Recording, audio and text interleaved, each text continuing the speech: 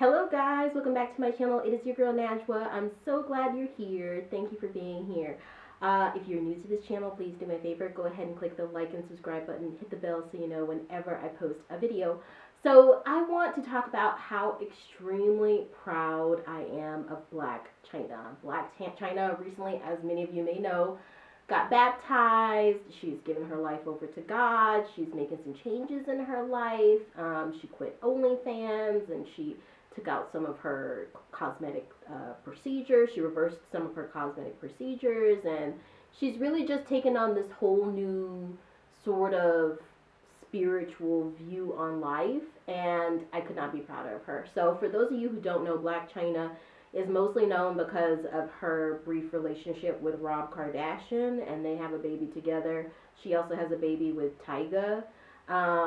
She's basically she's basically got her fame from being basically an Instagram model and sort of like a fashion influencer.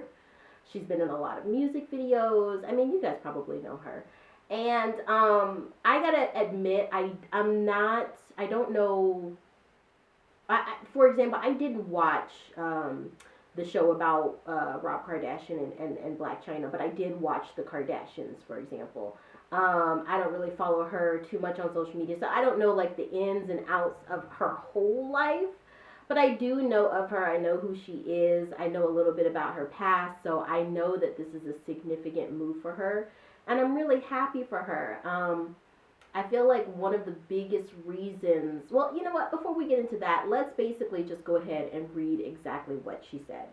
So, according to Blac Chyna, quote, she says, "I'm not doing OnlyFans anymore. I'm kind of past that. It is one of those things where I did what I needed to do at that moment because of the circumstances I was in. Hey, if you got to do what you got to do. And as my mom likes to say, poverty is a bitch." So, you know, I do know that Blac Chyna comes from a background that's not super wealthy, that's not super extravagant and classy or whatever, super rich, whatever. She did come from a huge wealthy family.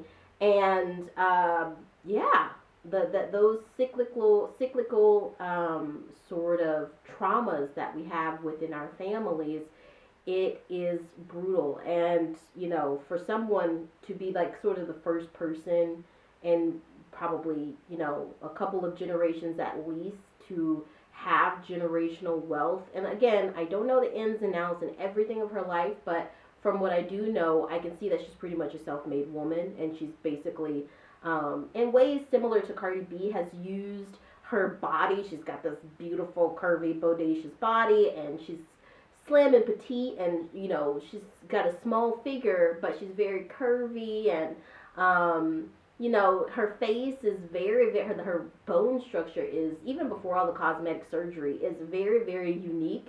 And so I feel like she basically, you know, similar to Cardi B, used what she got, and that's where she got, that's how she got what she has today.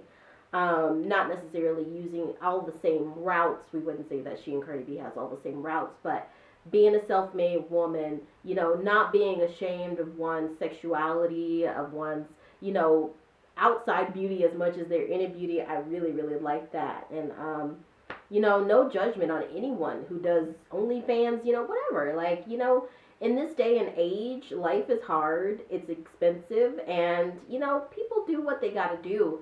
But I do think for people of faith, there is always going to be that existential question of, okay, I know that for societal norms, I'm doing what I need to do to put food on the table, but am I doing what God is going to appreciate? So it seems like she really picked that up. She goes on to say, besides, with me being baptized, that's just not what God will want me to do. It's kind of degrading. She goes on to say, I think my baptism on my birthday played a big part. Everything has been kind of trickling down for me and lining up perfectly. Now I'm just going by faith.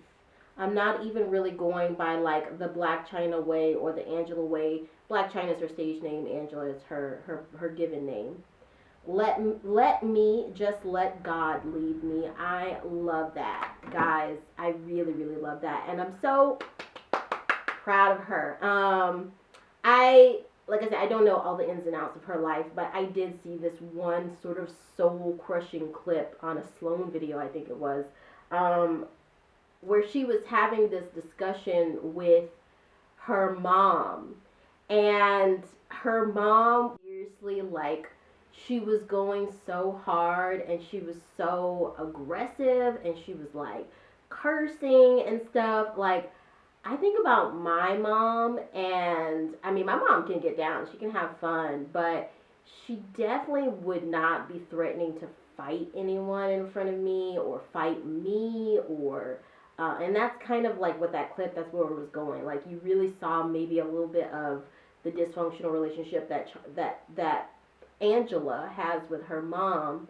And I do know, as someone who's married to a white person, I understand how her and Rob Kardashian's relationship, interracial marriages, as much as we live in this modern age and we think that we're equipped to just be these colorblind people and everything, you have to recognize that there are inherent cultural differences, even outside of race, pulling race out of it, but you know, personality, the way that you were raised in terms of spirituality, in terms of respect and communication. Like, class comes into it, gender comes into it, and so I can see, even though I didn't watch Chyna and Rob's show, just seeing their interactions early on in the Kardashians, I know that she has probably really, really, really scraped herself up from almost nothing. You know, she has probably everything that she has out of a certain level of resilience. And, you know, Rob Kardashian, even though to a certain level he has built, you know, sort of the career that he has, of course, much backed off of the wings of his sisters and his family as a whole. But I'm not saying he's not a hardworking man, but, you know, his dad was a lawyer, and they had some sort of wealth, and even if it was sort of more middle class than they are now, they had a certain level of wealth beforehand, whereas I'm saying, I mean, it really,